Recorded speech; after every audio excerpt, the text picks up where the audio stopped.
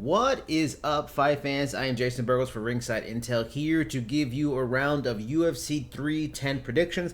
We're not going to go through the whole card just like we've done on many episodes of Scrap Report. We're going to actually just go with all the main card fights because this card is stacked. It has a lot of great fights, and we're going to go with one of the big fights off of the prelims. That fight being first, Movsar Evloev versus Aljamain Sterling. Going into the bell, Evloev is a bit of a favorite, not a solid favorite too, which is surprising considering Aljo's history as a former bantamweight champion.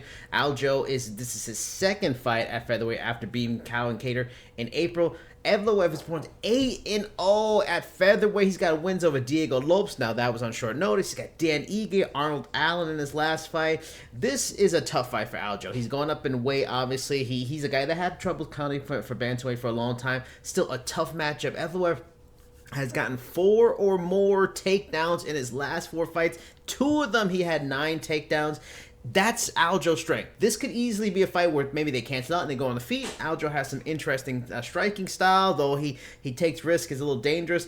I'm going to have to go with Evloev. He just seems like a guy primed to become a star or at least a title contender at some point. At featherweight, the kid's just too good. He's a rising star, hasn't been beaten yet. It just feels like Aljo's strength is wrestling. This guy can do that too, but he's bigger, stronger. I'm going to go Evloev by unanimous decision. Moving on from there, this is one of the barn burners. This is a fight that could easily be fight of the night on the UFC 310 card, and that is Nate Landwehr versus Doo-Ho Choi, Superboy. This is Choi's.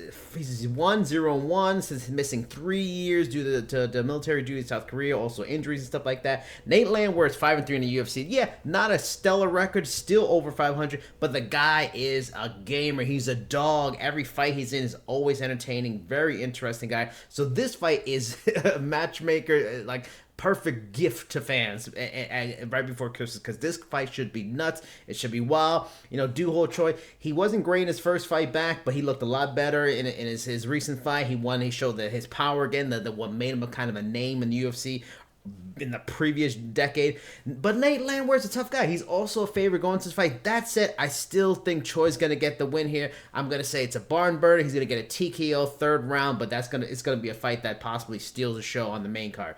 Going on from there, Bryce Mitchell versus Kron Gracie. Bryce Mitchell is a massive -800 favorite going into this. This is his first fight coming off of that nasty knockout he got from Josh Emmett last year, but he did the right thing. He waited a year before he came back, so he should be good mentally. I'm not thinking too much about ring rust because he's a grappler anyway, but at least his mental, he should be good. His brain is recovered from such a nasty knockout. That was one of the knockouts of the year. While Kron Gracie, this is his first fight over a year and a half. He's 1-2 in the UFC. He's got losses to Charles Jourdain, Cub Swanson in a Wild War. That win against Alex Caceres that he started his UFC career was in 2019. It's been a long time since this guy has won a fight. I get why the matchmakers has Bryce Mitchell as the heavy favorite. He's a great grappler. So is Kron Gracie, of course, the Gracie lineage. But if this goes to the ground, there's going to be punching. It's an MMA fight. This ain't a jiu-jitsu fight. It ain't going to be with gis.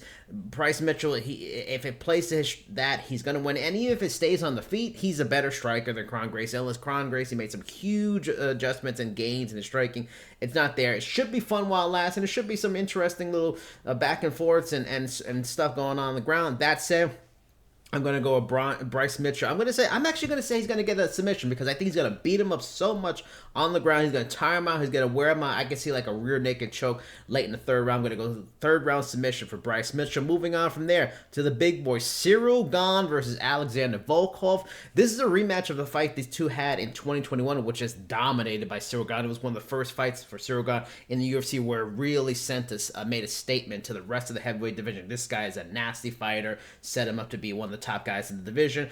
Alexander Volkov has been pretty good of late. He lost to Tom Aspinall a few fights after the Gane loss, but since then he's won 4 straight big wins, a few finishes in there. He's probably as good as he's ever been. He's kind of sort of in heavyweight prime, near 40, but like everything's working for him. He's running like a well-oiled machine. That said, Cyril Gane is still a better fighter. He's faster. He's a better striker, and that's Volkov's game. He wants to stand. He wants to use his length. He's already had one chance to use his length, and it didn't work out for him. Look for Gane, who's a big favorite again to get another win. You know what? That fight was a decision. I think he'll get the finish this time. I think he'll get a finish. I'll say third round, late finish. He'll catch him with a spinning kick that doesn't see coming because he gets a little desperate, doesn't want to lose 2 in a row, and Volkov takes a TKO loss.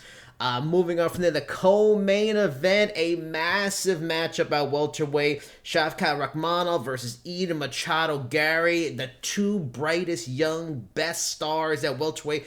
And on the line is a chance at Bilal Muhammad in 2025 for the title. Big fight, fascinating. And Shavkat, despite Machado, both of them are undefeated. Shavkat's 18-0, Machado is 15-0. Garry is a big underdog, plus 295, minus 375 for Rakhmonov a few days before the fight. And it's understandable because Rakhmonov can win anywhere. This guy's got power to get people out on the feet. He's a very strong grappler. And the big story is, how does Garry deal with the grappling? Because he's very talented. We saw it the MVP fight. Yeah, boring fight, wasn't exciting, but he fought tactically. He knows what to do against another tactician, and that's what he'll do with this fight. He's going to keep his distance. He's going to move around. He's a big guy. He's going to use his length, and this will probably be a tough matchup on the feet, so it's going to force Shavkat to go to the ground. That's where things are interesting. Can Garry stop his takedowns? And if he can't, he's in trouble. Rakhmonov's going to beat him up, finish him. If he can, that's where this is probably Garry's fight, and I think he scores the upset here. He's come from a very good camp. He trains with fantastic fighters. Rakhmonov's a fantastic fighter himself, but I just feel upset here. Not just he's going to be some new Conor McGregor stuff, nothing like that. It just feels like he's a guy who's going to be fight smart. It's not going to be pretty. It might be sort of like Diaz versus Condit. We thought it would be a wild war, kind of like fast, fun fight, but Condit fought tactical, fought smart, and made sure he got a title fight. I think that's what's going to happen here. Garry's going to fight smart, tactical, keep distance, points game, wear him out, and eventually score a unanimous decision. Or it could be a split decision. I wouldn't be surprised if some people feel Rakhmonov does more and Garry's maybe playing a little bit of keep away too much at points. That said, let's move on to the main event, and that is for the flyweight title. Alexander Pantoja versus Kai Asakura. This is fascinating because Asakura is coming from being a superstar in Japan. He's got a huge following in Japan, was a risen champion. He's moving to the UFC, and he's moving down in weight. He's getting a title fight automatically, but down, coming from bantamweight in risen, now to flyweight in the UFC. So that's going to be one of the biggest stories. Can he cut the weight 10 pounds and be the same fighter, this exciting knockout artist kind of fighter? Pantoja, this is his third title defense in the division, and he's been really an underrated star. This guy owns multiple wins over Brandon Moreno, who's probably the second best flyweight of all time after Demetrius Johnson in the UFC. Quietly has been a fantastic fighter, pound-for-pound fighter on our Ringside Intel rankings. But you know what? Again, like the Garry fight, I'm sensing upset here. Flyweight is a volatile division, and Pantoja has the number of pretty much everyone that's in the division right now, but he hasn't fought this young kid. Japan has been creating some good talent. You know, they're finally getting to the level as good as they need to be to win in the UFC.